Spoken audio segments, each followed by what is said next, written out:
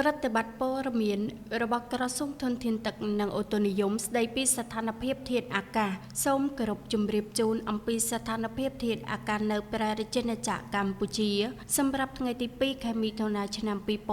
2026សម្ពាធទាបដែលកើតនៅមហាសមុទ្រប៉ាស៊ីហ្វិកខាងលិចបានវិវត្តទៅជាព្យុះទី6ឈ្មោះចាងមីហើយនៅតែបន្តមានឥទ្ធិពលលើរបបខ្យល់មូសុងនិរដីដែលបក់លើឈូងសមុទ្រប៉េកាំងសមុទ្រអាណ្ដាមិនសមុទ្រចិនខាងត្បូងអាងទន្លេមេគង្គសមុទ្រកម្ពុជានិងលើព្រះរាជាណាចក្រកម្ពុជាព្រះរាជាណាចក្រកម្ពុជាពុំស្ថិតនៅលើកន្លងផ្លូវដើររបស់ព្យុះចាងមីនេះទេស្ថានភាពបែបនេះនឹងធ្វើឲ្យធាតុអាកាសចាប់ពីថ្ងៃទី2ដល់ថ្ងៃទី4ខែមិថុនាឆ្នាំ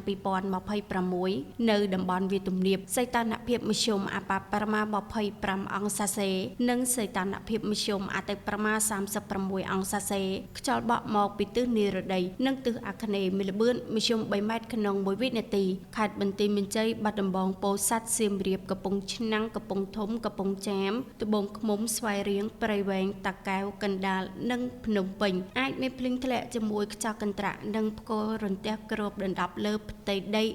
20% ដោយឡែកនៅតំបន់ខ្ពង់រាបសីតុណ្ហភាពមធ្យមអបបរមា26អង្សាសេនិងសីតុណ្ហភាពមធ្យមអតិបរមា36អង្សាសេខ្យល់បក់មកពីទិសនិរដីនិងទិសអាគ្នេយ៍មានល្បឿនមធ្យម3ម៉ែត្រក្នុង1វិនាទីខេត្តកំពង់ស្ពឺប៉ៃលិនឧត្តរមានជ័យព្រះវិហារក្រចេះស្ទឹងត្រែងរតនគិរីមណ្ឌលគិរីជួរភ្នំដងរែកនិងតំបន់ជួរភ្នំក្រវាញអាចមានភ្លៀងធ្លាក់ជាមួយខ្យល់កន្ត្រាក់និងផ្គររន្ទះគ្របដណ្ដប់លើផ្ទៃដី 10% រីឯនៅតំបន់មាត់សមុទ្រសីតុណ្ហភាពមធ្យមអបបរមា